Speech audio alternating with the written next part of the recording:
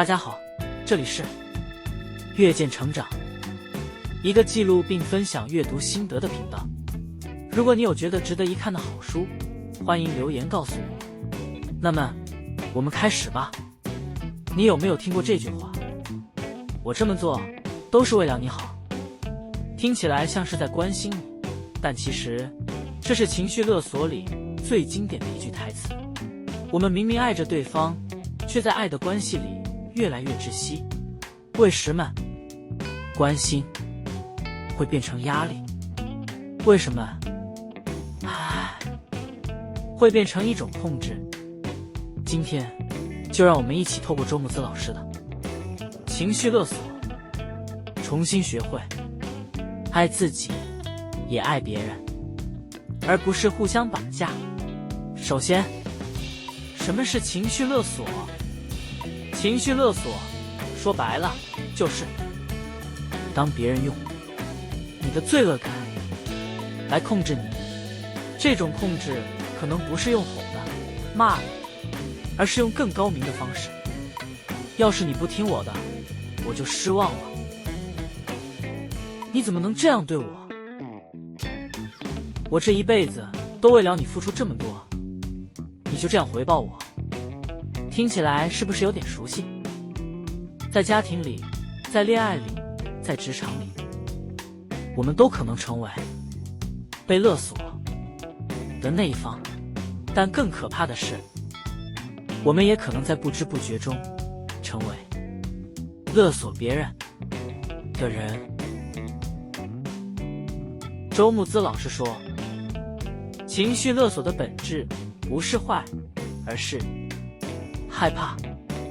很多情绪勒索者并不是想伤害你，而是害怕被拒绝、被忽略、被不爱。他们用控制来确保安全感，用威胁来掩盖焦虑。例如，妈妈说，你要是不听话，我就气到心脏病发。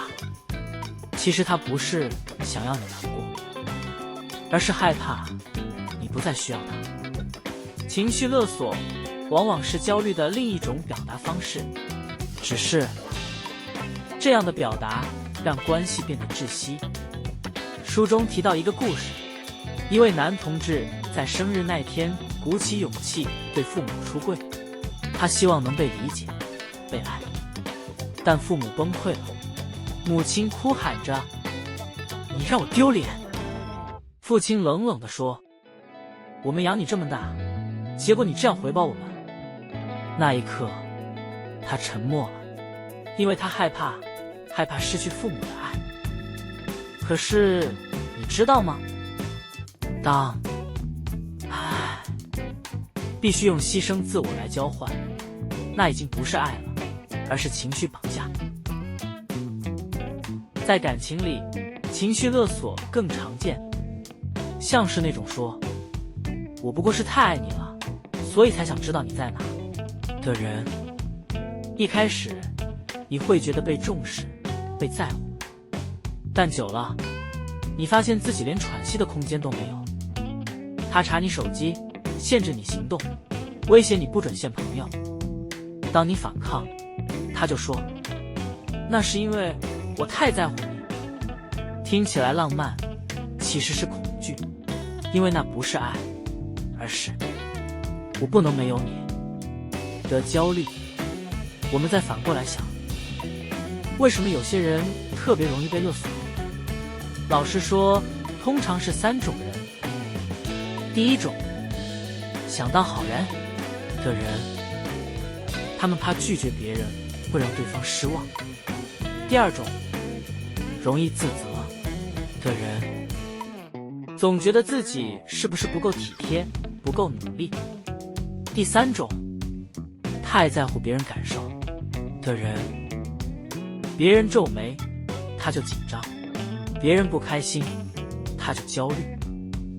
这些人心太软，界限太模糊，他们以为的善良，其实变成了别人情绪的容器。情绪勒索通常有4个步骤。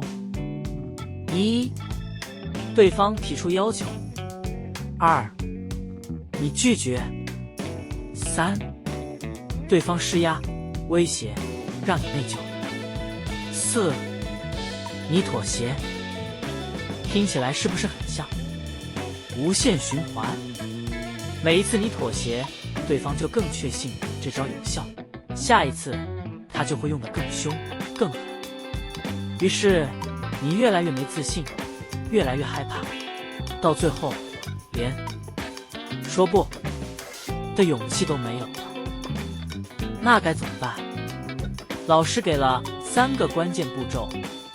第一个，重视自己的感受。很多人都太在意别人的反应，却忽略了自己心里的不舒服。你要先问自己一句话：我真的想这么做吗？第二个，建立情绪界限。